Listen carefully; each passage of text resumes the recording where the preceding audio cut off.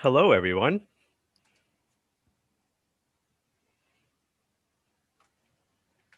I hope you all can hear me, and want to say a big old green to everyone who's joined us on our stream. I hope you all can hear me. If anyone can just give me a thumbs up in the chat to say that you can hear me, that'd be great.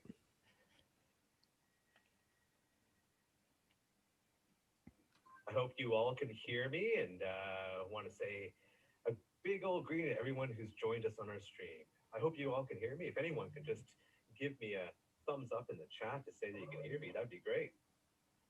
Okay, I think we're good to go. Yeah, Thanks so I think much. we're live. Yeah. Yeah, we're live. This is exciting. Now, we still have some time to kill before the presentation starts. We want to make sure that people have popped in and are logging in. So, hey, if you have any questions, just to shoot off to Chris, myself, Amit, or Patrick, we can chat for a bit before we start the festivities.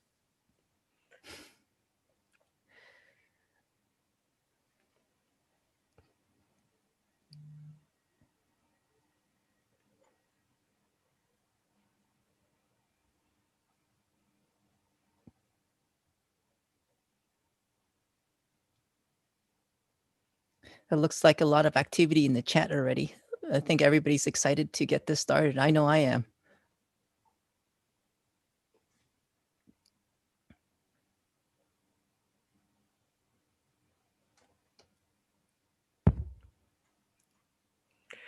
Chris, Janet asks, is that a Jobu gimbal head? Nope, this is a Wimberley head. It's the WH200 Wimberley head. Bit bigger and heavier than the Jobu.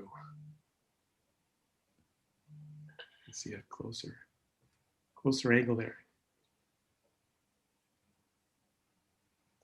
Bigger range of movement. And it's also heavier. Do you always shoot with a gimbal head versus like a ball head or anything like that?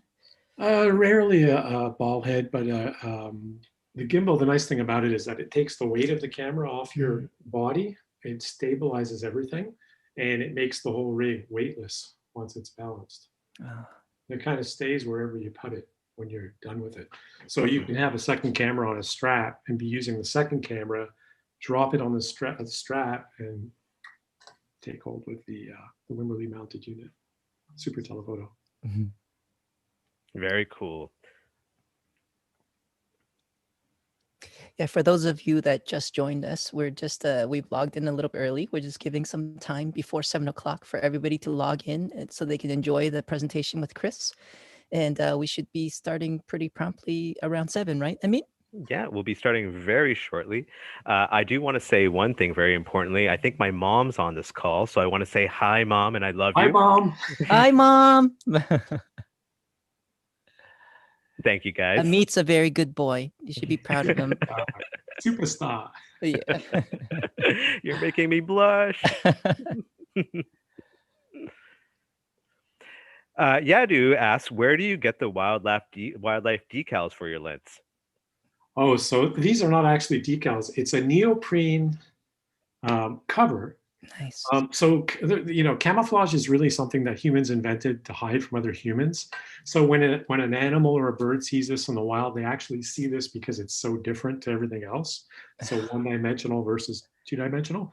And, humans also wear like a blaze orange vest on top of their camouflage so they don't shoot each other when they're out there hunting. So, yeah. Although it apparently is good if you're a soldier.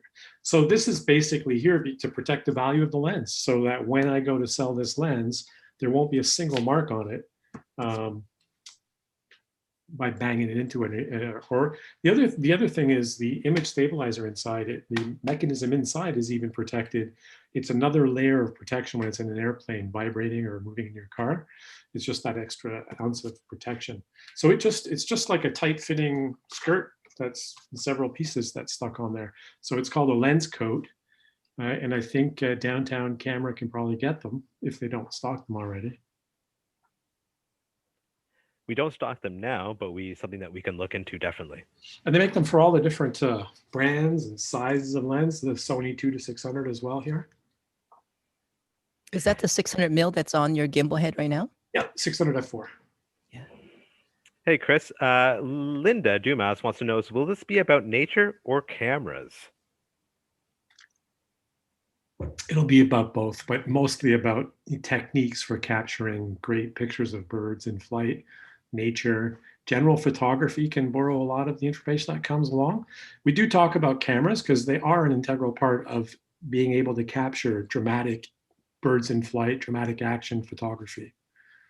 Okay, that's great. Now, I'm going to wait one more minute. We have one more question. What camera are you using? Sony A1 is on my 600 f4 here. That's the one I tend to use the most. And then I have a Sony A9 Mark II on a 2 to 600 with me all the time on my side, or a second A1, but it gets expensive by the time you get those flagship cameras. So the A1 is great to have just, and notice the A1 I use without the battery grip. It's much lighter and smaller. And then the A9 sorry, that was the A9. Yeah. The A1 up here, I have the battery grip just for something extra to hold on to. And since the tripod is taking the weight of the rig. Amazing. Thanks, Chris. Now, it is 7:02. I think we're going to start getting the show on the road. Is everyone okay with that? Good to go. Great. Good All to right. go. Well, everyone, thank you for being here tonight. We really appreciate the support. I first off want to say my name is Amit. I work at Downtown Camera. On this call, we also have Patrick Chan from Sony Canada and Chris Dodds. I'll give him a little bit more introduction shortly. I also wanted to talk a little bit about what's going to be happening tonight. We're going to have Chris going through a presentation. We hope that we can have questions being out there. And if there are questions, we will try to get Chris to be able to support those answers. I'm going to talk about a couple of things about us. I'm from Downtown Camera. We've been around for 40 plus years in this industry, so we've seen some things. We've been around in downtown Toronto, but we ship all across the country in Canada at downtowncamera.com. We sell new equipment, digital. We also sell used equipment. We also have a full service film lab. That's right, we still sell film. We also process film in-house, color. We process black and white film in-house. We also have the ability to scan and do large format printing. So we have a lot of cool stuff here happening at Downtown Camera. If you have any questions, you can always shoot me a line. You have my email. It's amitzed@downtowncamera.com or info@downtowncamera.com, and we can definitely help. Thanks, Janet. We are glad this is your only camera store. We also want to talk about a couple of other things. We got Sony deals. For everyone that's a part of this event, if you're interested in any Sony gear, we have deals happening from today until May 6th. It's just 1 week. So if you have any questions about Sony gear, send me an email with a link from downtowncamera.com, and I will let you know what the steps are after to redeem your rebates for Sony gear. And like I said, on this call, we have Patrick Chan from Sony of Canada. He is a digital imaging specialist. If you have any questions, he's going to do his best to answer them. We also have Vinay and Jadu on the chat. So they will hopefully be able to help answer any questions that are going to be happening through the chat. And of course, we have the man, Chris, here with us. So again, thank you, Chris, for being a part of our event. Chris is a world-renowned Canadian nature photographer, blogger, photo educator, and lecturer. Chris Dodds has been doing this for a very long time. He's a full-time freelance nature and wildlife photographer, nature photography workshop, and safari leader and instructor, photography educator, blogger, and lecturer. Whew, that's a lot. So, Chris, without further ado, we want to thank you. We're all excited to hear about all your tips and tricks about nature photography. So this is your show, man. Have fun. Thank you very much. Thanks for the great introduction. Thanks, Patrick, and everybody else in the background answering those technical questions in the chat. So before we get started really with the slideshow, I just want to, in the pre-show, we talked a little bit about gear, but I want to give you the heads up on that and tell you what I use, what my workhorse cameras, my money cameras are. Money because they're expensive, but also because that's what makes my money. So 600 f4 front and center, it's going to be my most relied upon lens. Shooting wide open, I always like to say I make a living from shooting wide open, makes the subject pop from the background, lets you use much higher shutter speeds. It's mounted here on a Sony A1, the brand new flagship. And here I have the vertical grip with an extra battery in it, mostly because I don't have to worry too much about carrying it around when it's stood on a tripod. Tripod takes all the weight. This is a gimbal head. You'll notice a lot of bird photographers in particular love these gimbal heads. Really easy to set up and take the weight of your camera. Really easy to line up. Now, a couple of the tricks with using this type of equipment when you're photographing birds in flight, when you're using long telephoto lens, and this I'll often pair with a 2x teleextender, which doubles the focal rate, the focal reach to 1200 millimeters. So 1200 millimeters, it's really hard to line up with your eyes if you wear glasses, your glasses and the frame of your glasses, the viewfinder, and the birds themselves. So it takes a lot of practice, which is something you should do very often. But start, first and foremost, set up for success. Set up your camera so the height of your viewfinder is at your eye level. So this one's a little bit too high right now. I didn't actually adjust it. So it makes it much, much easier. So when I'm looking at the birds flying past, the camera is instinctively pointed towards the bird, whether I'm looking through the viewfinder or not. Wherever I'm looking, I'm pointing the camera. I'm not holding any weight. I can let go completely. It's a great advantage to be able to let go when I've got a second camera. So I use a black rapid strap, which is like a one strap across my body. The weight of the camera is on my right hip, and it's very easy to pick up and start shooting with a 2 to 600 millimeter. This is another new lens Sony has, 2 to 600, quarter turn to go from 2 to 600 millimeters. Really, really easy to zoom and follow a bird coming towards you if it's landing near you. This is an A9 Mark II. Just, until the Sony A1 came out, this was the flagship. It's still an amazing camera, 20 frames per second. The new A1, 30 frames per second. Many more megapixels as well.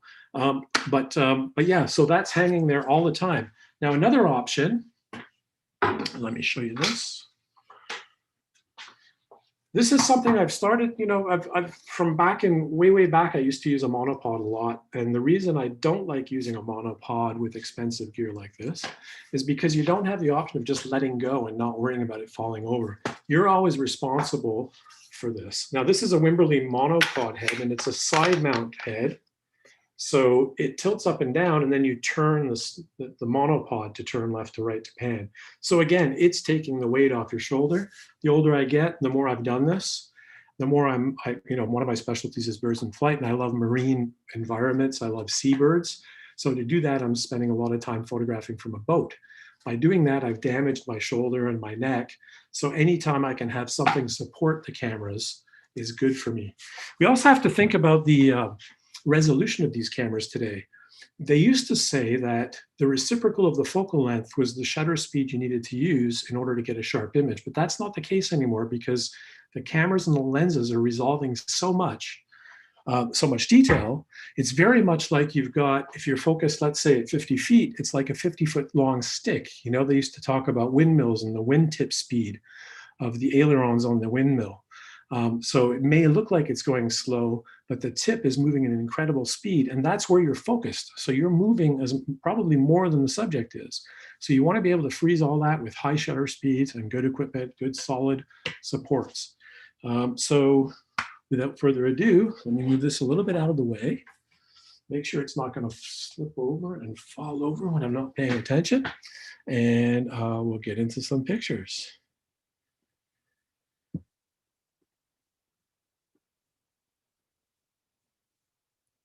All right, let's see what happened to. Maybe you could just give me a heads up and tell me everything's okay with that slide. Yeah, everything's great, Chris. Okay, Yep, I lost you guys. It all looks good. I can't see you guys, so all right. So websites, chrisdoddsphoto.com, naturephotographyblog.com. They both are connected to each other. Lots of information in the blog. Particularly underneath each image, it tells you which equipment I use, the focal length, the camera, and the settings. So although the blog very much is about selling trips, my workshops, you can just glean the free information that's there. There's reviews, there's techniques, there's product information, but you can learn a lot just from looking and paying attention to the settings I'm using. So that's the beginning of my journey with Sony. Until that point, I was a Canon ambassador in Canada here, a Northern Explorer of Light. And I heard about the A9 and the 1-400 coming out. I was able to get the first ones in Canada. This is almost 4 years ago now. So that's the 1-400 and the A9. And that's after the first morning shooting puffins with it, which are really difficult to photograph.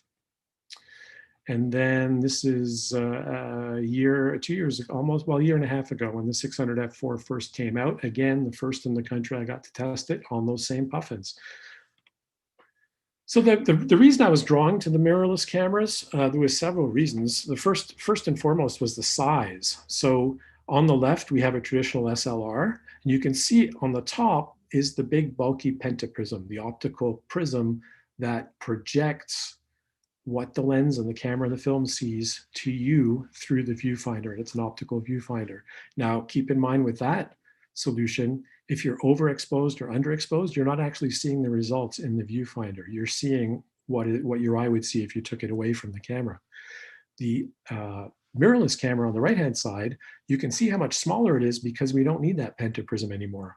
Now all you're doing, you've got a sensor, which happens to also be where the autofocus sensors are on that same plane, and it's recording or capturing the light and then presenting it on an EVF, electronic viewfinder, which is very much like a high resolution HD TV in your viewfinder. The cool thing about that is you can see lots of different information on that TV screen or that EVF, including a histogram, which is a live presentation of your exposure. But if you're underexposed or overexposed, you'll actually see a lighter or darker image. So that really is great when you're photographing birds in flight and you're lifting up a camera that's on your side repetitively, maybe with cold fingers, and you've moved something inadvertently or accidentally, you see the results. And so back to the SLR, the autofocus, there's actually a translucent mirror here, and the autofocus sensors are on the floor of the camera. So there's a lot of trigonometry slowing down the process of autofocus here. So for those of you that are experienced, you may already know this, but I try to cover this. And one thing that amazes me is the number of people that don't know really how to use their histogram. And you can see a histogram, which is that graphical representation of your exposure. You can see it on a smartphone, on any digital camera, even the old ones, the SLRs. When you're looking at the back of the camera, you can cycle through the views and see the exposure on the histogram. And this is a good picture. It's a good example. So it's our favorite bird photographer's favorite light. So it's a cloudy, bright day. There's no harsh shadows to contend with. Birds fly or take off and land into the wind. So if the wind and the light are working against each other, you have a lot of pictures of the south end of a northbound bird, as opposed to one dramatically landing towards you. And then with the cloudy, bright conditions here, you can see how nice, there's low contrast lighting. So there's details in the blacks and the whites, rich detail. And we see that on the histogram. The height, forget the height, it doesn't matter. It's just how many pixels are at that given tonality. The left side represents the darkest tonalities, so the blacks, the shadows, and by not touching on the left-hand side, that's showing me very carefully that there is tons of detail and there's no blocked up shadows that don't have detail. On the right-hand side, which is perhaps even more important, once you've blown the highlights, you can't regain the details from those whites. So you want those whites residing up against the right-hand side, but not touching. If they're touching, there's no detail. And when you try to fix that after the fact, you end up with a gray area. So really, really important to pay attention to a histogram. And I mean, this is really a good example. You see all those really rich details all the way through the image. Back to the puffins, which is the start of my voyage with the Sony equipment. And perhaps some of the most difficult photography is following in the puffins flying. So every year I get to do, the end of July, beginning of August, I get to do 4 or 5 back-to-back workshops. I actually sleep in that room up there for 12 nights while I'm doing the workshops. And we live on the island, size of a very large golf green, and populated with these guys, puffins, Atlantic puffins. So this is with a 1-400. So I was talking earlier about making a living wide open, and the big 600 f4, which, those big lenses, those super telephotos are known to give you that really beautiful bokeh in the background. But there is a way to cheat. So if you can make the background further distant by lowering your angle of view, So if you're pointed directly down at the ground at something, your background is very close. The lower you get, the further away the background is, the more out of focus it is, and the more your subject pops. So this is one of the first, I believe it's the first image I made with the 1:400. A trick with these puffins is, like most seabirds that live on a cliff or in a burrow at the top of a cliff, like these puffins, if you're on the beach and you walk up towards them, they're going to fly away or they're going to run in their burrow because they're scared. If you're on top of the cliff looking down, they get really curious and they start to look up and they give you different angles. And then you get these really pleasing views where the face is parallel with the sensor of the camera here. You can actually see the blades of grass that I've used to carefully create an out-of-focus foreground and background in the back. So this is actually shooting more or less straight down. And again, the rich details throughout, just in a really nice, and this is also working at minimum focusing distance. So I'm probably only about, I'm going to say no more than 3 feet away from the puffin at this point. One of the great things about the Gulf of the St. Lawrence, where this is the upper north shore of the St. Lawrence River, between Sept-Îles and Hope-Saint-Pierre, a place called Long Point de Benguet. Windless days, you get nice flat water, as opposed to everywhere else on Earth where there's Atlantic puffins. So Newfoundland, all the way down the coast of New Brunswick, Iceland, all the UK coast, North Sea, Atlantic Ocean, very wavy even on a calm day. So here you have this perfect infinite background lying on the beach. This is with a 600 and a doubler. And I'm using a high shutter speed of 5 thousandths of a second because I know even though it's sitting there right now, it's going to do something. And I want to be able to freeze every detail in that bird. And so I'm using 1 5,000th of a second. This is wide open. So this is at f8 with the doubler on the 600 f4. And you can see I'm paying a lot of attention to exposure. I'm using manual mode. So light changes on a cloudless day.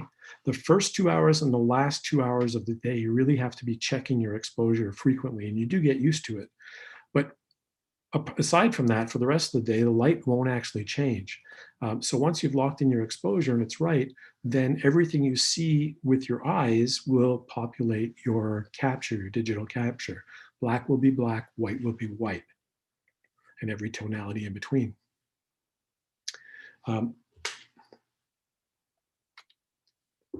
This was an interesting exercise this morning. So we're down at the tip on the east end of the island. Sun's just come up. We're down there as a group, and I'm showing people that I don't actually take my camera with a body and stuff it in a camera bag and then store it that way. I actually, every day or every shoot, I take apart the lens and the camera because there's so much torque on that connection between the camera and the lens. You know, if I slip and fall and my weight falls on the bag, I could damage something. Or if somebody didn't know it was a camera and put something else on top of it, which can happen in a group, or sit down on a bag instead of a wet rock or something, then they're not sitting on my camera breaking it. So I was sort of showing everybody the right technique on how to put it together without dust blowing around and getting inside between the lens and the camera. And I was also at the same time talking about the correct exposure, setting up your camera in manual mode, set up, just as you set up your camera, set in your parameters for your exposure so that you're ready to go. You'll have success the moment something good presents. And so this puffin came and banked right in front of me. I lifted the camera, hammered off a couple of frames. No one believed I actually got it. It happened so quickly and got it exposed correctly until they looked at the back of the camera and then saw it on the computer at the end of that day. So of course, topside view, nice light on the face, catch light, and of course the fish are the prize. Interesting about the fish, only about 4 or 5% of the fish coming back to the burrows are bringing fish. And that's actually the number that represents the nesting success. So that 3 to 5% of the babies that are born this year or last year would have survived to be 1 year old. Which is the number of birds coming back with fish. So this is a full frame image. And if you do bird photography, then you do know, with traditional cameras, you know how difficult it is to pan and follow and have the autofocus accurately track a subject as it gets really close. It's really easy to pick up a subject against a white sky, small little bird, lock onto it, follow it in, and then when it gets really close, boom, it's out of focus. And that's because the camera, although the bird's coming towards you at a constant rate of speed, the camera has to treat it as if it's continuously accelerating towards it. Let me explain that. If you focus at infinity and then halfway there, whatever that is, you hardly turn the focusing ring. If you cut that distance in half again, you have to turn the focusing ring more.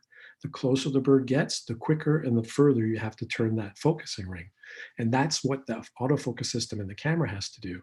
So that's how this was so impressive to me, because until that point, with every other camera that I'd used, I wouldn't track it in from far away till it got close if I wanted to get a full frame image like this. I would actually set myself up about 25 feet away from the spot where the bird needs to be in order to be big enough in the frame to be full frame. And I would find something like a rock on a beach or that line where the water meets the sand at the same distance. I would set myself up there so that between each attempt, I could point the camera at the rock or that line of where the water meets the shore and acquire focus, just touch the shutter button to make the focus move to that point. And that's where I would start. Then I could track the bird in and engage autofocus at the last second once it's big enough in the frame, and it would lock on. But the Sony A9 just blew me away, the autofocus system, how able it was to track those subjects in that close. So then, of course, at that point, I only had the 1:400 and the A9 from Sony, and I had my Canon kit, but I did take the Metabones and the Sigma adapters to allow me to use the A9 with the Canon lenses that I had with me. And I was just showing here, how well it works with those adapters even, which blew my mind. By the way, everybody has a preference between the Sigma and the Metabones. And really, to me, the difference between the two, the better one was whichever one had the latest firmware. So just like cameras, those adapters run on software, which translates between the two brands of camera, and whichever one has the newest version of that software would work the best, to me anyway. And so, it's really easy to track these guys against the light skies, the light background, but it's much more difficult because all autofocus systems, typically contrast-based, would jump to the background here. And so in this case, you see again, full frame, you're locked on the subject, diversify your portfolio when you're photographing the same subject. Try to think, okay, I don't want to go home with everything with the white sky background. So we'll do some with the green background if we can find a spot, and some with darker cliffs, etc. And then this is an 800-5.6 with the adapter, full frame again. And then really I was hoping that I had seen this guy come back, or this girl come back with a mouthful of fish and stick its head down. So I was really hoping to be able to capture that. So I just spent some time and waited. And when it did stick its head up, it had already fed its baby in the burrow and had already cleaned off its beak. But so this is just another exercise in trying to isolate the subject, shooting wide open, 600 f4 with a doubler. And this is with the Metabones adapter on the A9. We've already seen this picture, but it's a personal favorite. If you've ever tried to photograph these guys and get a head-on shot, it really takes a lot of patience. And it's one of the few times that I don't shoot wide open. So here I really have to stop down to try to get the eyes sharp and as much of the bill sharp as possible. So this is when I've really slowed down my shutter speed. I think I was down at 1/40th of a second at f/22, 600 f2 as f4 with a doubler. And it was the end of the day when they tend to be a little bit quieter and don't move as quickly. And they typically won't make direct eye contact. So just sitting there and waiting patiently for the moment and taking a lot of pictures in between. And then again, diversifying the background. There's a large flat area of rocks we call the reef, and I'm up on a cliff. And the bird is between that reef and I. And later on a sunny day, when the tides were right, where the tide's been out long enough to let that seaweed dry and lighten in tonality to create a nice background. And then the other side of the spectrum, this is in Iceland at Latraberg. It's with a 17mm lens, just to give you an idea of a birdscape. These, the other pictures I've shown you, high visual impact. They get a lot of attention on Instagram and Facebook, but it's these birdscapes that sell more, I would say, than those tight shots. Hey, Chris, I got a question for you here. Yeah. One question I have, are you using back button focus? That's a really good question. And I never have used back button focus. In fact, I've never actually seen the sense of using back button focus. So first, let me give you an idea to the other people that don't know what I'm talking about, what we're talking about.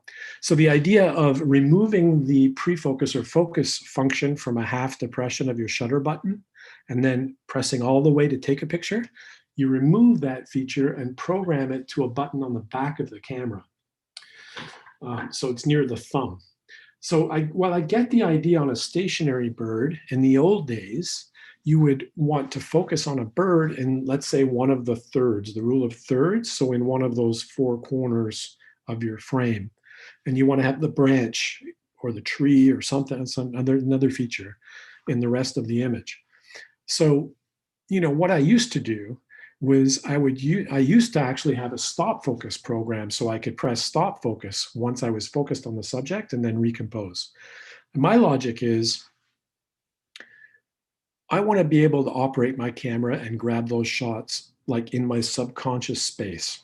I'm on the verge of,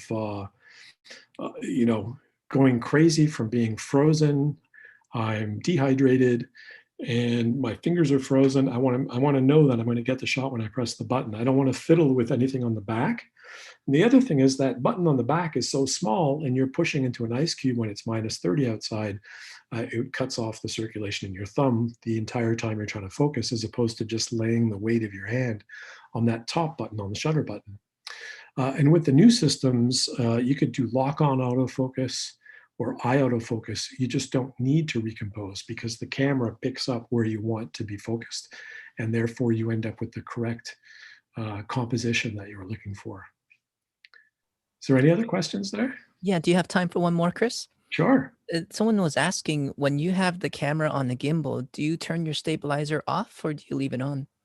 That's another good question. And several years ago, both Canon and Nikon, I should just say the other two big brands, publicly stated that with their super telephotos, you should turn off your image stabilizer at a thousandth of a second or faster. My space that I work in is in the 1/5000th of a second space. So I'm using enough shutter speed to freeze my movement, the subject's movement. So I've always turned it off. And I don't even have the experience with the Sonys using it at all to tell you about battery drain with or without. But I knew with the other cameras I'd used, my battery lasted longer if I wasn't using it. The rare exception would be if I am out on a boat photographing seabirds on the coast, and it's that cloudy pre-rain or mist or fog where it's, I'm already at 20,000 ISO and my shutter speed is way down, then I will turn it on. Doesn't happen often because generally those images I'm not going to keep compared to the nice light or brighter light images, but there are exceptions when I'm out there. So that's the exception there. I could take another question if you want. Yeah, we got one more. This is from Yeah. Old Girl Photography. How do you deal with high contrast between the subject and the background to ensure both are properly exposed? That's easy because my subject is what I'm exposing for. So an example would be, there's a couple of examples, lower contrast and higher contrast. So one of them is an overcast day. You're photographing like a gannet like this, that's on the screen, as opposed to that pastel blue with the mixed clouds in the background. The sun is behind a thick layer of clouds. So, if I pulled my hand out, I look down, there's no shadow anywhere.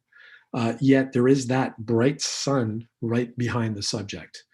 So that means that when I look at the exposure, you'll see the histogram is all the way right and touching because that is right, that the sky is overcast. It's detailless when I'm looking at it with my eyes, and it's going to be detailless in the picture. However, the subject will be properly exposed. So that's one example.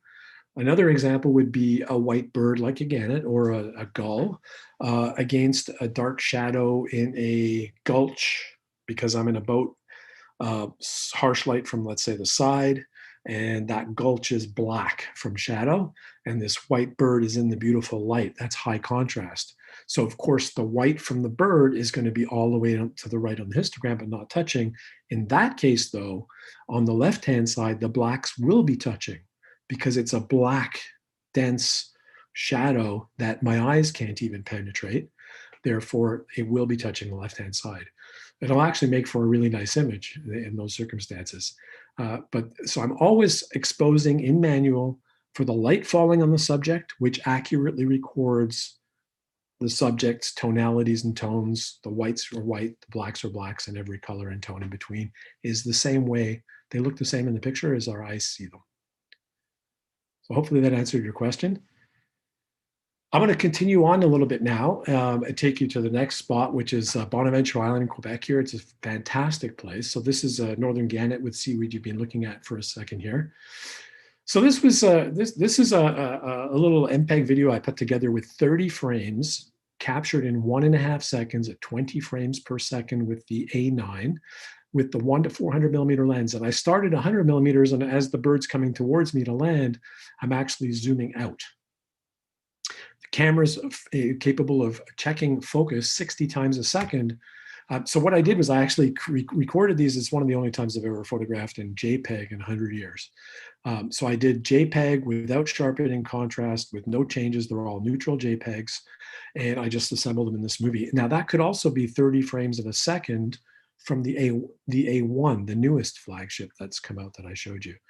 So this is about how big the bird is in the frame, and they're all full frame, unedited pictures. When I start taking, in the old days, it was much more important to hold off until the bird was big enough in the frame because you'd fill up the buffer. Today, you want to hold off because you'll fill up your cards with these A1, with these monster files. You're just chewing through memory, and it's going to take you a week at the end of the day, each day, to try to call out the ones you're not going to keep. Speaking of the ones you're not going to keep, in the old days, a sequence of 30 images, it would be easy to throw away 10 to 15 of them because they weren't perfectly sharp. So you would go through the first pass and delete the ones that weren't critically sharp. But as you can see in these pictures, they're all sharp. And what that higher frame rate gives you is more choice. So imagine if in the old days when I was shooting film, I was manually focusing. I wasn't using a motor drive because I couldn't afford to back then. And I had a limit of 36 exposures, maybe 38 or 39 if I wound my own can from a bulk roll of slider film. Then I'd have to change the film after that. So each time one bird would come in and land, I'd probably get one chance at it, manually focusing and click, make a loud shutter noise. So if that was it, it's certainly not as interesting as the one before. And then you'll see the feet here starting to separate. And they're very cool poses. And then again, the next frame, not so interesting. And then more interesting. Again, 5,000ths of a second, properly exposed. You can see because the sun is off to the right-hand side here, high up in the sky, you can actually see how translucent those feathers are there. And with the gannets, when you're up there all day, it's nonstop activity. The windier it is, the more activity there is. And we tend to always like the ones with like the puffins with the fish, the gannets with the seaweed coming back. So this is the sequence. I'll go a bit quicker so I get to show you more pictures through our evening tonight. But you see now it's starting to get that like sort of kung fu sort of pose on the wings, which I like. And then those feet, love those feet. And then now I really like those flared wings from it putting the air brakes on. And there's a lot of noise when this is happening because they only recognize each other by calling. So it's a windy day. Imagine there's 10,000 gannets coming into land at their nests. They're all calling, hello, is that you? Yes, it's me. Whoops, I went too far. And they go in a circle again and they come back around 3 or 4 times. So the ones with seaweed, generally you'll have 3 or 4 chances if you just watch that particular bird. And then to the end of the day, lucky that it was an overcast day. These are processed now. Visual impact coming in right at the nest. And then it got bright and sunny, which is awful. So when it's bright, work tight. So to avoid those harsh shadows I was telling you about, I'm pointing my shadow directly at the subject. That's sort of a cardinal rule in bird photography when it's sunny. There are times to break that rule, and I'll get to them eventually. But here I'm just a 600 f4 with a doubler. I'm lining myself up perfectly. So the sun is above my head, behind me, moving closer to the minimum focusing distance. And there you can get really close to the birds. And then I'm playing with the background because the sky was lighter blue. Now that I'm up a hill a little bit and I'm shooting down, and that's the Gulf of the St. Lawrence in the background. And then once you get to know the subject's behavior with any subject, you get better, you can be more creative, you can get better imagery. So the bird is actually territorial bowing. So it lifts its head up, it lowers its head, it shakes and lifts up its feathers and shakes and said, no, this is my spot. This is my nest, to scare somebody away that's trying to steal it perhaps. And once you know that, you can set yourself up and start making some creative images. Then the pastel colors in the background I really love. And this is September, and I can see that it's been wet, but the birds are starting to look worn. But you're there in September to get pictures of babies. Tight headshots. These used to be a lot harder to get because you're kind of shooting down a hill traditionally. And then they installed a little balcony within the colony where you're completely surrounded by the gannet nests. And they realized the gannets were making a mistake and landing inside that balcony. And to prevent that, they put a little roof on it, and now they're starting to populate on the top of that roof. So this is from there. And what's nice there, any time of year, is it's much cleaner up there. There's no mud, so they're much cleaner. And anytime there's two subjects in nature, particularly if it's human emotion, like love, or there's a shape like a heart in the picture, they outsell all the other pictures big time. This is a big seller. Now they're mud bowl nesters, but because these guys made the nest on the roof of that structure I was telling you about, they're using vegetation. So if it gets stormy, it'll get blown away and washed away. Speaking of stormy, you can see the raindrops here, but we're there, so we're going to stay out in the bad weather. And I find the bad weather often presents better images. And again, this one, you can see in the background that the sky is actually brighter than the subject. So that's another example of that contrast that the question was about earlier. But this is called Gannets Galore, and that's what I call my workshop there, because on a windy day, it's just spectacular. And I have trouble following the birds sometimes. I just have to put the camera down and watch what's happening in front of me. There's so much life in a seabird colony. It's just spectacular. Now it's been raining, the sun's coming out, so you're also smelling all the bird poo, as well as all the audio calls from the birds, and then the visual spectacle of all the gannets in the background. So any more questions? Yeah, we have a couple of questions here. We have one from Joseph T. He asks, is the AF with the adapted lens slower than with native Sony lenses? Yes, not only is the autofocus a little bit slower, your capture rate drops as well. So you can't achieve that maximum burst rate of 20 frames per second with the A9, A9 II. And I'm not certain, but I don't believe you can get to the 30 frames per second of the A1 with the adapter. No, with the adapter, it drops to 15 frame per second. And when you finish with your answer, I can add some technical to that if you wish. Oh, absolutely. Thank you, Patrick. Yes. No problem. Yeah. So yeah, and the autofocus. I mean, for birds in flight, what I found was, I switched to the Sony system for the autofocus speed, but even with the adapted lenses, I was finding comparable autofocus speeds to what I had before. Go ahead, Patrick, if you had more to add. Yeah, thanks, Chris. So as Chris mentioned, the autofocus is one of the most essential things when it comes to bird photography. When you adapt the lens, there's a couple of things that you have a disadvantage on. One is the A9, which Chris talked about. It communicates with the lens 60 times per second, and the A1 even more, 120 times a second. The newer lenses, the Sony lenses like the 600 Chris uses a system kind of like a bullet train does. It can move incredibly fast. That's why he gets these incredibly in-focus pictures. Older technology cannot move that fast. And also if you put a adapter in the middle of it, the communication can't work that quickly. So that is your disadvantage from a technical standpoint. I can go all night, but I'll stop. Thanks, Patrick.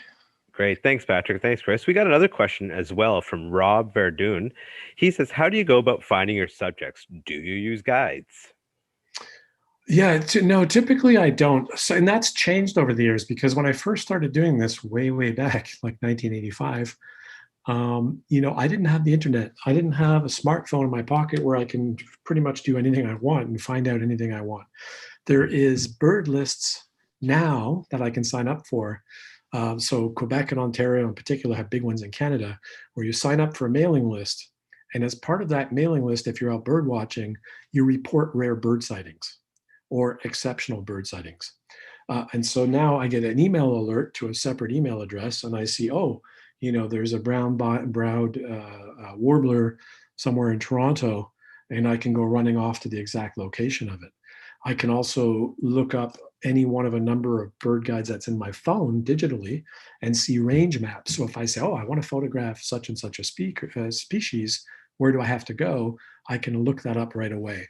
So no, I don't typically use guides. I typically go myself and have a deep understanding of the location and the species before I get there. And then certainly I've been there many times before I host a workshop there. I'm going to continue on now and we'll take more questions. I'll stop again to make sure we cover more. So I talked about pointing our shadow in harsh light directly at the subject. The exception is white birds, white feathers. So I can create a highlight and a shadow by shifting the light off to the side. In this case, just a few degrees off to my left side, to my right side, sorry. You can see the shadow of the bill here. And it creates this sort of sense of sharpness and depth and texture to the down there on the gannet. Moving to St. Paul Island, if you've seen The Deadliest Catch on TV, then you'll know a little bit about St. Paul Island being in the Bering Sea between Alaska and Russia. This is a thick-billed murre shooting straight down about a 1,200-foot cliff with a 600 and a doubler. And then here I've moved off to the side and I'm there this is actually on the 1st of July, this picture. The background is actually a huge snowdrift on the lee side, on the shadow side of a cliff after an exceptionally heavy snowfall year on the island. So just using the background as part of the composition in this case. Crested auklet, I think it's one of my favorite birds. I was born in England, to make a long story short.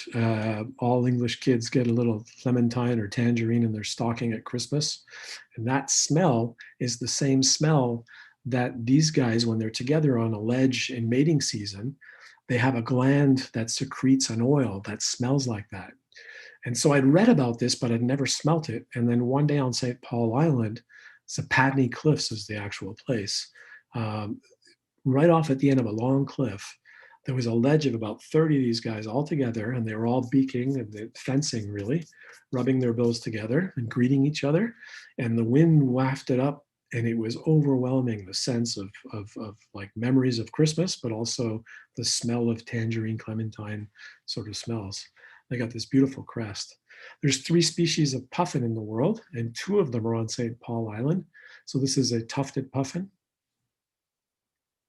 The wind it's very much hair, like human hair almost, blowing in the wind. And this is a horned puffin. So all the decorations and colors and the hair and the horns and the sheath on the bill, the colorful sheath, is like a fingernail. They all fall off in the winter and they basically turn like a charcoal gray or a dark color. And then on a windy day, the seabird colony, I've mentioned already, how the activity is insane when it's windy. And it's because it's so easy for them to fly. It takes no effort. They have all this lift from the wind. So you can see the Bering Sea in the background, and there's all that sea foam because the waves are rolling in like crazy. It's really windy. We're at the top of this cliff. Luckily, the wind is coming towards us and not pushing us off the top of the cliff. And these are full frame. It's the best place to get practice of species. So this is a parakeet auklet. You can see that beak that resembles a parakeet beak. There it is again with the dark. So that's shooting down, straight down the cliff, and there's the black volcanic rock at the base. And the waves have washed over and they're rolling out, and that's why it's not black. It's got some white foam on the black rocks, making a nice background. And then when you think you've got birds in flight down, try to do full frame vertically oriented images. It becomes a lot more difficult. It takes a lot more practice, but those challenges are what keeps me at the game. Just colorful imagery. So these, when you get a request for a picture for publication in a book or magazine or a calendar, they always pretty much say the subject can't be more than 30% of the image. So they really want the subject in its environment. So think 2-page spread in a magazine, or being able to crop for a cover from the same image. It all happens there. This is an Arctic fox on St. Paul Island in the wildflowers. High ISO. So, Chris, you're talking about high shutter speeds, but I don't go above 800 ISO on my camera because it gets noisy. Well, if you pay attention to your exposure and master that, you can minimize noise by exposing properly, shooting full frame, and avoiding cropping. So if you underexpose like most people and crop like most people, when you brighten the image, the software you're using says, wait a minute, there was no information there, and you want to brighten it, which means to me, there should be information there, which was never recorded. So I'm going to sprinkle some RGB noise in there to take its place. And then I go in and crop that. I make all that noise bigger, right? So the idea here, again, is always to be properly exposed. And I'm being mindful not to blow the teeth in the mouth. So I can't use the rule, exposed to the right. Exposed to the right, if you don't have highlights in the image, you can actually overexpose the darks, back it off in Photoshop, and gain all kinds of detail with zero expense. The problem is most of our natural subjects, there's examples like crows and ravens where they don't have a white bill or white on them, where you can really overexpose by as much as 2 stops and back it off to get all that rich detail. But any subject that has a highlight, our eyes go straight to the highlight, and they'll see if you've overexposed that and tried to fix it in post image processing. Is there any more questions? Yeah, we have a bunch of questions here. We're going to start off with Rick Clellan. He asked, does Chris use camouflage clothing or blinds with shorebirds? No. It's a recent thing, camouflage for me, and it's not the right camouflage for the environment. So I was in Alaska and I discovered this brand called Stitka, and I just kind of liked the gear. And I needed a Gore-Tex shell that, because my luggage didn't meet me there. And so it was the only thing available in Alaska, so I bought it. And I've grown a likeness for the brand and the quality. And it's basically a goat hunter's Gore-Tex athletic shell. Goat hunting, they climb mountains when they're doing that. So it's really durable and light and breathable. So you will see me in that camouflage from time to time, but it's not specifically to be able to get close to something. Learning your subject's behavior and how your behavior will affect your subject is really important as well. So understanding how to stalk, how to get closely, you don't walk straight towards, you kind of circle something and you narrow the distance to the subject as you're going around it. If there's more than one person, make sure you're together as a group as opposed to a pack of wolves going in at something to scare it away. Those are all things that you learn to do to get close. And then the biggest problem most people have is, you can see me, right, Amit? Can you see me in the corner of the screen? Yeah. Okay. So one of the big problems is, if you see me photographing something that will twitch, if you move quickly, I'll just very fluidly and slowly move up. My camera is moving up slowly. And I'll say to everybody in the group, please pay attention to those big white lenses. Don't swing them up quickly, because that's going to be like an arm waving and it's going to shoo away all of our subjects. And they'll try hard, but people have to be the first one up there. Speaking of the first one up there, let's talk about another advantage I haven't mentioned of mirrorless cameras. Absolute silence. There's no moving part when you're using the electronic shutter, so there's no noise. So Point Pelee would normally be coming up for me, but I can't get there because of the blockades currently between Quebec and Ontario and your regional restrictions to travel. So it'll be another year I can't go there. But with a group, typically I'm asking everybody, okay, listen, don't be that guy. Don't be the guy to take the first picture when the bird's looking away, because it's going to fly away. Let's try to get on the bird. When we have a good angle, I'll say go quietly, and everybody hit the trigger together so we don't scare it away. And then the past couple of years with mirrorless cameras, you realize the huge advantage of having no noise. The bird's unfazed and it doesn't fly away. It just stays there and keeps looking for insects as it started. Any other questions? Yeah, we do. So, Keith Kennedy wants to know, what AF selection do you use for flight? It's always evolving, but typically I'm using of course, the animal and the bird's eye autofocus available now in the A1, bird eye autofocus.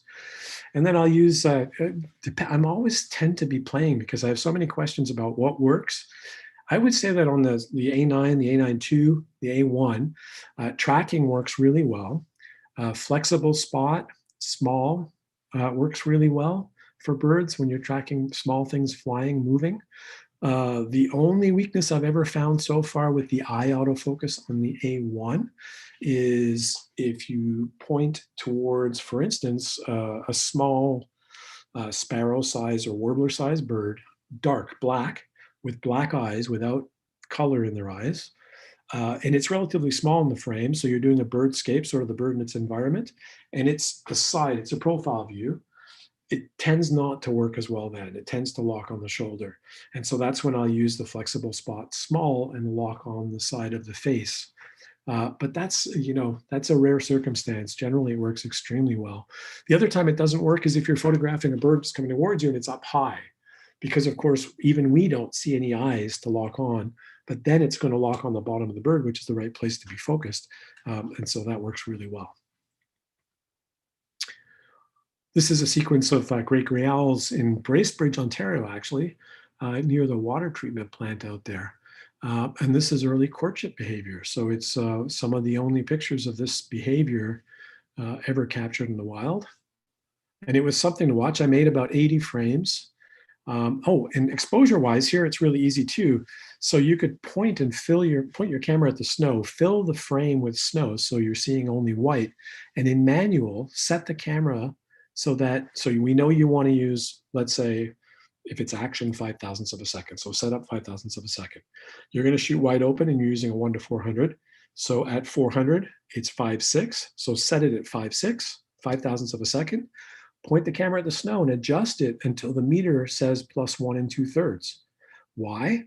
So when you set a camera in an automatic mode, it thinks everything's neutral gray, which is 1 2/3 of a stop darker than white. So you want to set it up so that the exposure meter shows +1 2/3. Now, anything you photograph in that same light will be the right exposure. And you can verify what I've said by looking at your histogram and seeing that the snow, the white, will be all the way to the right, but not touching.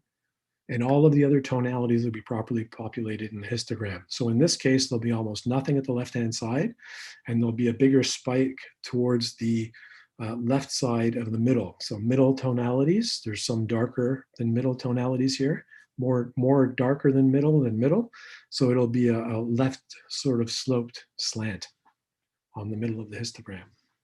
But after about 80 frames, I actually had to stop taking pictures because there was the noise they were making, the growling sort of noises that they were making, and the way they were looking and interacting with each other was just something to be seen. These are big, big sellers. Is there other questions you have? Yeah, we have a few more here. Mohan asks, I'm using a camera that allows only 6 to 8 frames per second. What tips/techniques should you use to capture shape pics of birds in flight? Sharp pictures of birds in flight? It says shape pictures of birds in flight, but we'll say sharp. Okay, yeah. Okay, so the image sharpness isn't a result of using a fast or slow capture rate. And capture rate, I mean, how many frames per second? What you really, of course, when we're back then, I used to use less than 1 a second because I was conserving film and manually focusing and knew I couldn't track fast moving things. So I had to try to get it right when it happened. So that was, one image at a time, sort of in one shot, or when I press the button. So then you want to talk about autofocus. So with the systems that, if you can't, if you don't have, and not everybody has the money to go out and buy an A1 or an A9 II, if you don't have that equipment that can do that and have that incredible autofocus accuracy. And the A1, as Patrick said, it can verify autofocus 120 times a second. The A9, 60 times a second. So remember in the old days when we'd set up a video camera, the first generations of video cameras, Betamax and all that, In autofocus, it used to actually have to go out of focus to come back into focus. So if you photographed, you know, a waterfall or a nature scene, every so often it would just go soft and then come back in and be razor sharp, because it didn't know how to verify that without it going out of focus. So once we establish all this stuff, doesn't matter what camera you have and how good the autofocus system is. If a bird is, you know, repetitively a species is coming towards you, as I mentioned earlier, what you can do is you can set up for success by choosing an obstacle, something, a physical thing that is at the right distance, the distance at which, if the bird was there, it would be big enough in the frame to make the image. So that's the first thing. Set up that thing. It could be a rock that you put there. Now pre-focus on that. Make sure you're using a high enough shutter speed. So 5/1000ths of a second is what I want to have. So 5/1000ths of a second, I'm shooting wide open. I'm shooting wide open to make the background out of focus, to make the subject pop, as I've mentioned. So once you've done that, you pre-focus on the rock, something's coming towards you. You don't point the lens and partially press the shutter button until it's close enough. So you can point and follow, but don't touch the shutter button until it's almost there. And the reason you do that is because if you didn't do that, you try to track it and you miss it. Now the camera's focused in infinity.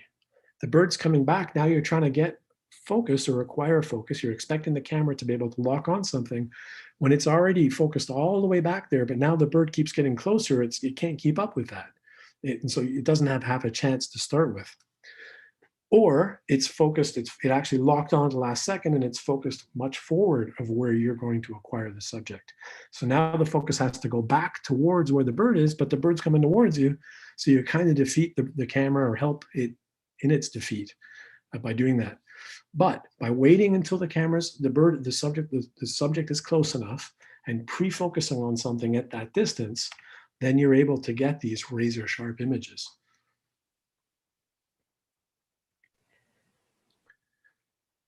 And this is a good example of how hard it is for the autofocus system too. So we've got the snow, we've got the dark background. All the autofocus systems want to focus on that background or the snow.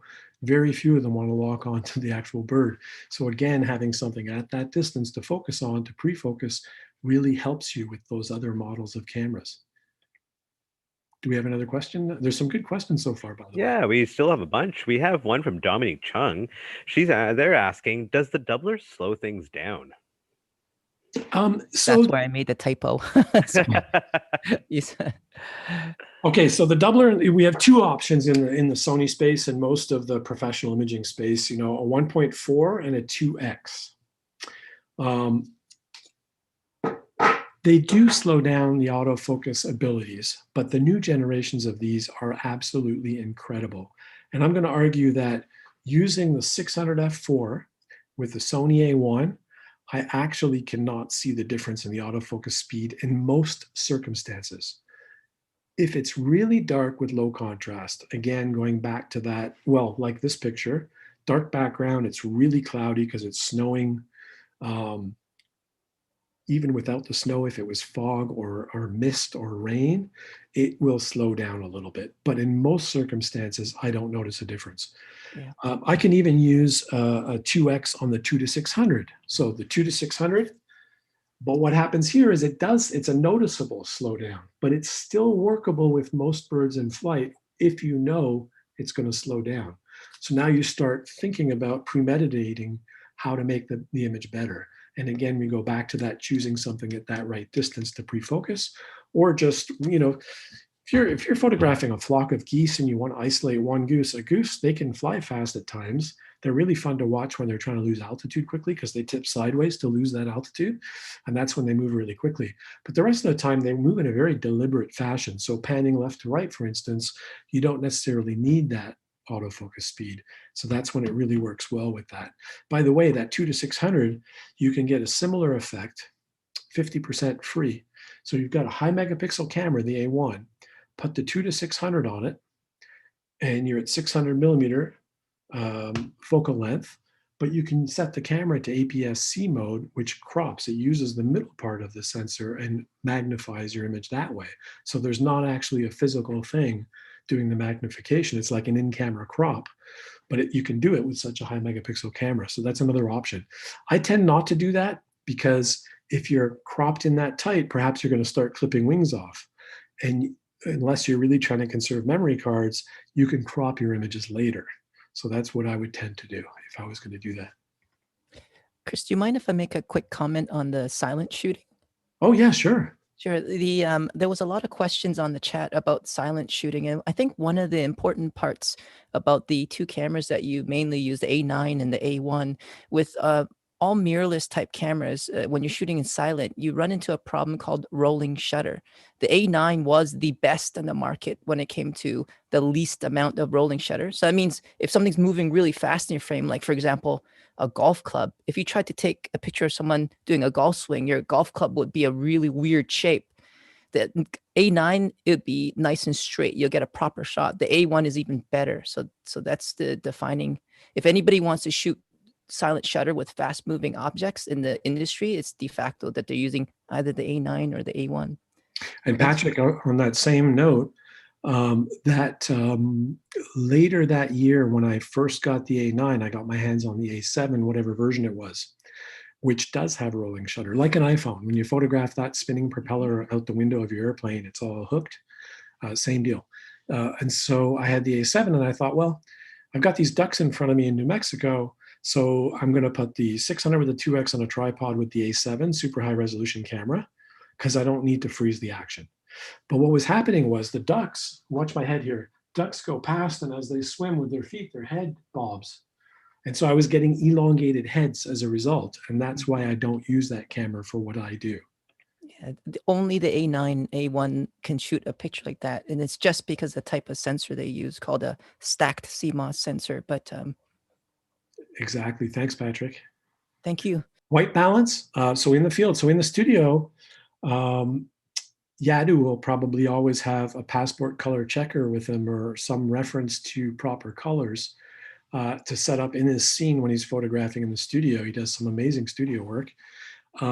I don't have that luxury because I would scare away the subject if I walked up there and said, hey, hold on a second while I put this little color checker swatch out here. And so I rely on the auto white balance feature in the cameras. And as you can see here, it really works well. Whites are white and blacks are black.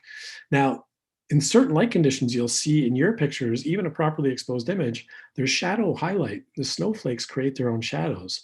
And this gives sometimes the appearance of like a cyan cast in the snow. And you can eliminate that using the NIX software Color Effects Pro plugin suite. There's actually a white neutralizer filter, which I use sometimes to correct that so that it looks more white.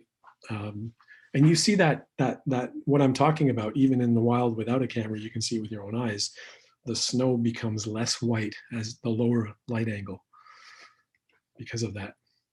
Let's go through here a little bit. Oh, Christmas card shots. Go a little bit quicker. Northern hawk owl.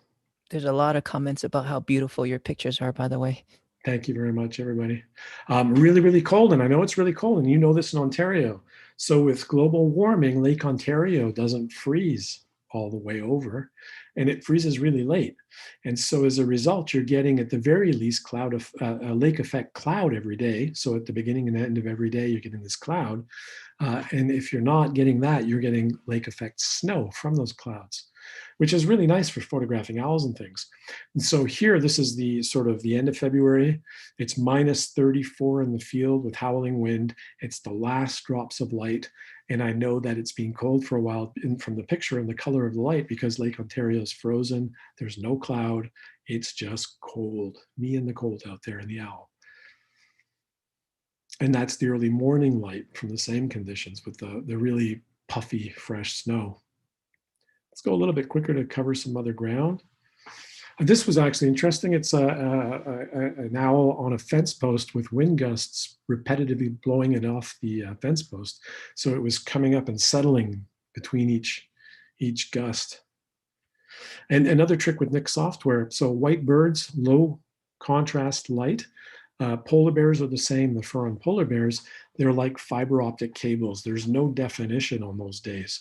And so what I can do is on the face here, I can add some tonal contrast and selective sharpening on the face to bring out those feather details on the face. Did the same thing here. It's very much like sort of a detective dusting for fingerprints. That's the way that it works in the software.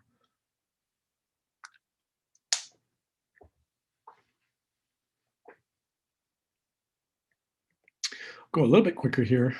We did get carried away a little bit, didn't we? Again, that 30% of the frame, a chickadee in its environment. Chickadees, believe it or not, from all the rare and spectacular birds, people relate to them more because they're in everybody's backyard. So they outsell a lot of the other species. Gulf of the St. Lawrence in the winter, harp seal, the mother, baby. This is expensive shoots, 2 helicopters, 2 pilots, 1 aircraft mechanic, an ice guide, all as required by Transport Canada landing on ice guidelines. So you have a second helicopter in case yours breaks. You have a mechanic in case one of the aircraft break. You have the ice guide to make you land in a safe zone. And typically these guys don't end up in the water at this point, and usually they would drown, and somehow this guy got out, and he's got, you can see at the end of his flippers, these claws. So he got out and they can hardly see, but they rely on their sense of smell, and they see my wide angle lens in front of me, black spot, and they're coming to see, or it's coming to see, so that it can smell if it's mom or not in front. Out in Alaska, gulls, a lot of people overlook the sparrows and gulls. There's a lot of species. They're spectacular. They're interesting. Eagles in Alaska. First picture I sold to National Geographic, 2 babies born from the same nest, the same brood. Don't know the sex of either at this point, but this is the variation in plumage. So they can be white with some black to black with some white at the same age. And we know they're the same age because of the coloration on the bill. The bill hasn't turned yellow yet, so they're the same age. And you can see the adult male here, and we know it's a male because it's a little bit smaller than the 2 babies. If there was a female here, she would look the same with the pure white head and tail, but she would be about 20% bigger than that male. And then the trip I do to Alaska every year for eagles, we weren't able to get out on the boat to get across the bay into Kenai Fords National Park. And so this is actually at the marina, at the wharf. It's a broken asphalt parking lot with ice on it, and it had rained all day. So there was a layer of fresh water that the eagle was drinking. And I used the vehicle as a blind to answer the blind question. I do occasionally use vehicles as blind to hide from the subject. And in this case, I always talk about getting down low. The lower you get, the more I can achieve intimacy with the subject by being at or below its eye level. So the one exception is when I'm working with reflections here. And then knowing your geography, where you are, is also an important part of creating great images in nature. So while most of the time, the opportunity here is the eagles fishing, it's an overcast day, it's a white sky day, that white sky is reflected in the water, so the sky and the water are white. That's all your pictures, unless you have the wherewithal to go and find places where there's birds fishing in this case, with dark background. So that's a dark cliff in the background. And where they land, this is a sandbank, sandbar where they land. Being ready again. So this bird was just sitting there, and I was waiting from the ordinary to the extraordinary. So I've got an ordinary circumstance because I'm lucky, I'm blessed to be able to live this life. There's an eagle in a snowstorm right in front of me and a nice perch sitting there.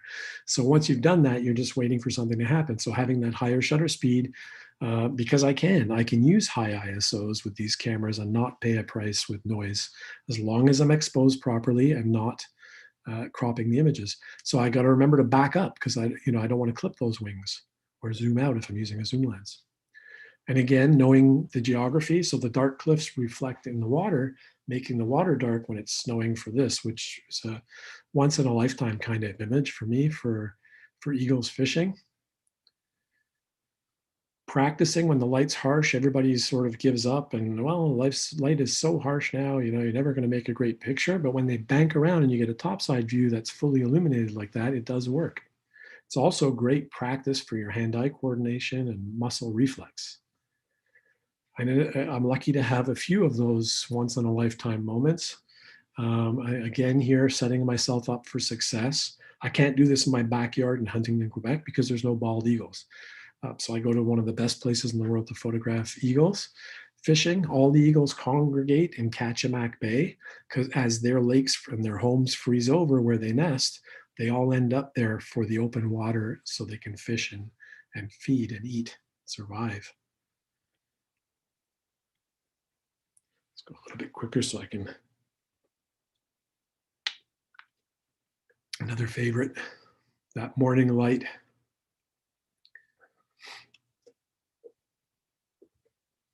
If there's any other questions, I could take some more questions. Yeah, we have some more questions. Chris Brown asked, what do you use to figure out what the bird is? Is there a book or a guide that you take with you or look online when you get home? At some point, you actually instinctively know what they are once you have that experience. But there's actually in recent years been some great advancements in what happened here. Bear with me while I answer the question and try to find out where I was. Yeah, so there's some new software with image recognition or facial recognition. Bear with me here while I try to get back there. So one of them is Seek. So Seek actually works on vegetation, trees, that plant that you don't know what it is, birds. It works. The more people use it, the better it gets. It's machine learning. So it's actually using the images that so I can be home looking at a picture of a bird on my laptop and say, oh, what is that? It doesn't happen often, but it can, if I'm not sure. And so I can point the camera from the app at the computer screen and identify the subject. And it'll ask you to take a picture so that you build your database of what you've seen and where. And it'll also use that image to help reinforce it's a different angle and a different circumstance of that species, which will help it figure out what other things are later from pictures that other people have taken. So this is in spring migration. Sometimes you have bad days in nature photography. Sometimes you go to photograph an owl, there's no owl. Sometimes you go to Peely for warblers. The ones that were there left, they migrated, and there's been no newcomers overnight, so it's dead. So that's when I'll go to Rondeau Provincial Park. There's a little trailer park within the provincial park where there's some seasonal campers. You're not supposed to feed the birds, but they have bird feeders. And so what I do is I take some Tim Hortons coffee, hand it out to my friends that have these feeders, put plastic bags over their feeders. Now there's no food for the birds except where I put it. And so they all come into my picnic table. And then to really set up the shot, we actually plucked all the leaves and all the dandelions out of the grass in the background. We're up on the top of a hill shooting down on the top of a picnic table. This is a stump that I cut off, set up there. There's some peanut butter behind the lump here on the perch. And you got to get the bird as it comes in and lands so that it doesn't have peanut butter on the end of its bill. It'll take some and fly away, clean its bill, come back, and other species will come. And so that's what drew me partially to bird photography was the variety of birds locally and internationally, number of species, how diverse and how different they are, and the fact that you can do it in your backyard. If I wanted to be a wolf photographer, even if you live in Montana, there's not always a wolf in your backyard. So birds are really cool. Cerulean warbler near Kingston, Ontario. Point Peely, black and white. Chris, I think your presentation is not up. Right. Oh. Did that again, did it? I'm going to go back to the share. Sorry, everybody. Okay, right now you're seeing, I don't have the share screen option. Let me try this. Okay, there we go. Okay, bear with me, everybody. Sure. There's a question that someone asked if you ever shoot outside the country. Yes, absolutely. Not so much lately with COVID. In fact, not much outside of the local screen. So now, okay, so I have a problem here that says screen sharing has failed to start. Please try again. I have a problem here, Patrick. Yeah, probably a software issue. But I think we've gone through a majority of your slideshow already, and I think we're Are you back? Are we Hour back? 15th. Not yet. We still don't see your screen. We'll But try to wait. if anybody has questions in the chat room there, this would be a great time to write them down so we can get Chris to answer. So Patrick, if you can help me, I have no share screen option. Oh, it's not. You see me? Yeah, we can see you, but I don't see the share screen option. So you don't on Zoom, you don't see the green share screen button at the bottom anymore. Oh, there it is. It came back on. Now Okay. your gallery is up, but I think we need to switch to your slideshow once the slideshow starts. So right now you still see the gallery. Yeah, you still see a gallery. I'll do a So stop share and then I'll share. there you go. I think Perfect. we're back. Here we go. Great. Is that back? Yes, it is. Okay, bear with me, folks, while we get back there where we were. I apologize for that. I thought I was doing the zooming through the pictures live before when I was talking.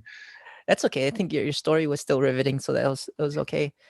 And we are also getting to that time where we're going to start winding down. It is at 8:15 at this moment, by the way, Chris. Okay, give me a few more minutes. Can I have a couple more minutes? Of course you can. Yeah. All right, we'll make up for some of that technical glitches there. Okay, black and white warbler. So black and white warbler, pile of sticks that the Park Service cut around a parking lot at Point Pelee. Black and white's nest there, so the males sing when they're establishing territory. So the first time I saw it, I was eating lunch in the car at this parking lot, and I thought, that's great, but it's a terrible background. So actually what I did was I actually found a nice stick in the pile and put it at the top of the pile. And of course the bird would come up there, and then I just chose the background. And so that's May 7th. Actually, that's May 7th, yeah. May 7th, the first day of my workshop. And then we go till the 11th of May, and we don't go later than that because the leaves all come out. You can see in this picture, now I've taken the time to choose a nice perch, and the canopy has come out. So now the background is partial shadow. So that's why you have the darker background here, a more dramatic image. So black and white warbler. Pine warbler from not last year, but the year before, with some pretty epic fallouts with different behavior for the warblers where they're all down on the lawn. Really cool. And this is a pine warbler in its habitat. South Texas. I'll zoom through a few. Roadrunner, South Texas. Somebody was asking about foreign travel. So that's a Savannah sparrow on my puffin trip, actually. They nest on the little island. Northern pintail. Let's go through Bosque del Apache in New Mexico, sandhill crane, which you can photograph in Ontario too, in Quebec. Ontario, I photographed them on Manitoulin Island with the sharp-tailed grouse there. This is a French-Canadian snow goose because it has so much rust on it, stains on its face. I know it's from Quebec with the high iron content in the fields. Different kind of photography altogether, setting up in South Texas, just about at the Mexico border near Nogales, Mexico, a pond. And we had to overcome some obstacles. Different size bats fly at different speeds when they're drinking water. So we set up a laser trap to trigger the flash, which has a duration of 1/80,000th of a second, and set up a camera on a tripod with a remote shutter release that's locked on, continuously making 20-second long exposures. So 20 seconds, ISO 800 at f20, and you get black frame after black frame after black frame. That you have to delete at the end of the day. But every time a bat flies through and breaks the laser light, it triggers the flash, and then you have a picture like this. So that was a fun workshop that I do every year. And just a different setup on the lighting on the same principle here, a pallid bat. They eat the scorpions, the deadly wood scorpions that are out there. Banff National Park, just playing with zoom lens. Walking safari in South Africa, quite an experience. And it was even more of an experience. Peter, the preferred guard we had, his gun was as tall as I was. He was half my height, and he would get us to hold his gun when he had to go to the bathroom and sneak off in the woods beside the lions. So that was quite an experience. When it's bright work tight, you can see we're all in the Land Rover there, and it's a really, really sunny day, and all the animals go hide in the scrub brush. So we got big focal length, and this is a cub that was hiding in the shade.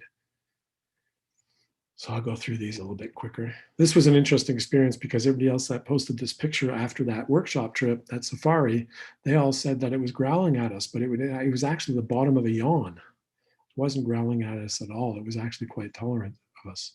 This guy was eating, and he was actually quite angry when we came across him. Black bears do come out in the winter out of hibernation. Katmai coastal brown bear trips that I do in Katmai National Park every year, live aboard a boat for a week and go ashore every day and photograph these guys. And they actually come to us for protection. So the mother brings the babies to the people on the shore there because that's the only time they can let their guard down from being hunted by the big boars that want to eat the babies. They don't quite know why they want to eat the babies. So this day on the beach by myself, 70 to 200 at 70, but I'd stayed there the whole day, but at this particular spot with that heart-shaped glacier in the background. So this is called Cub of Hearts, this picture. Sells a lot. So it's a few days of rain. He looks like he's kind of had his wet fingers stuck in the socket and being electrified a little bit. As it comes this close, it still has some pretty serious X-Acto knife razor blades there. So you stand up and you start speaking aggressively towards it. And then the Katmai Coast is also known for the female blonde fur. Beautiful, beautiful bears.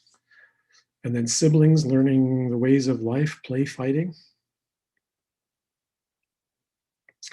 Go a bit quicker again so we can take some more questions. Polar bear trip, mother and cubs. There was no cubs, and it was rainy and miserable for the entire time out there by myself. And here, polar bears can be really dangerous, even knowing their behavior.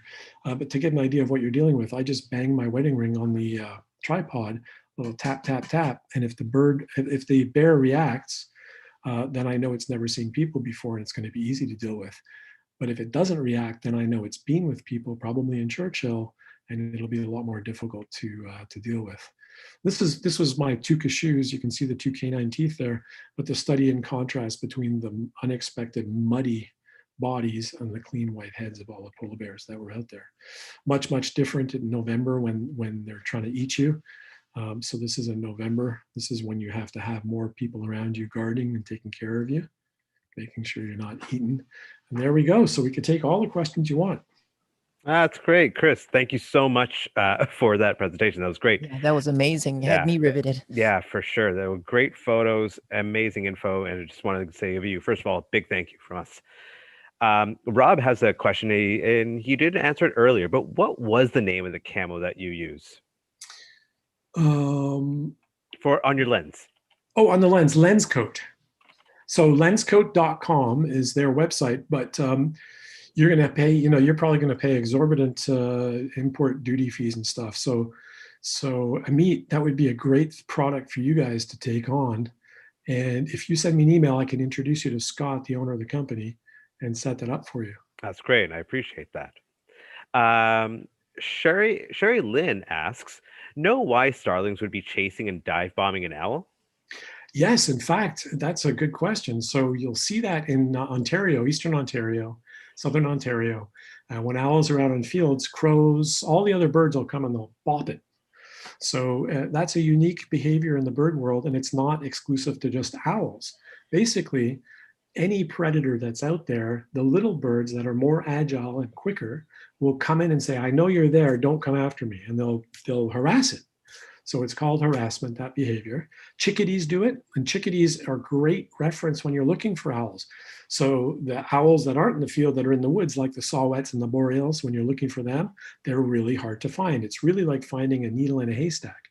And so you're using all of your resources as a birder. And if you listen, the chickadees, but then they'll do this mobbing call, and it sounds like a bunch of chickadees killing something. And what they're doing is they're coming together to point out that there's an owl there, and that may point you to the subject, to the owl that you're looking for. In fact, I often take a little bag of sunflower seeds with me in the woods so that the chickadees follow me around, and they'll point out a raptor or an owl if there's one there. Great, thank you. Do you have any books? John Heimer asked, do you have any books you would recommend? John, as far as books go, I've got this monster collection and none stand out particularly, but there's so many resources online. I've talked about my blog already. but it's so easy to just Google and find blogs and, the video YouTube channels, and there's so much content to be found out there. But certainly if you want to learn about animal behavior, the Smithsonian Institute has some great manuals on mammals and birds of North America and the world. And it goes through all their habitat and their behaviors. And that'll really help you get to be a much better bird or nature photographer. Cool, thank you. Andrew Chow asked, does shooting in silent affect the frame rate? No, in fact, it gives you the higher frame rate. Yes. So if you're making a noise using a mechanical shutter, you can't achieve the 30. Hi, Andrew, by the way. I'm glad you came to the show. Yeah, so if you're in a mechanical shutter speed, the highest, the A9 tops out at 10 frames a second, and the A1 tops out at 20 frames. Yes, 20 frames a second in mechanical shutter. Am I right, Patrick? Actually, you know what? I've been shooting mainly with the electronic, which goes to 30 frame per second. I didn't really pay attention to the mechanical. If Vinay and Jadu can answer that in the chat, how many frame per second in mechanical for the A1? Anyway, Andrew, yes, so it doesn't affect the speed. 30 frames a second is going to be in electronic shutter speed. If your camera is making a noise in 30 frames a second, it's an electronic noise, and you can go into the menu and shut that off completely. Great, thanks. We have a couple more minutes. We're going to stop this presentation at 8:30, but we can answer some more if you're okay with that. Oh, absolutely. Amazing. Leanne Hayes says, as you mentioned, I sometimes have a difficult time with my focus hunting. Would choosing less focus points help with that? Yes, in fact, with the cameras I used to use, I would always use single point autofocus in the middle, especially for the very fast, erratic flying birds.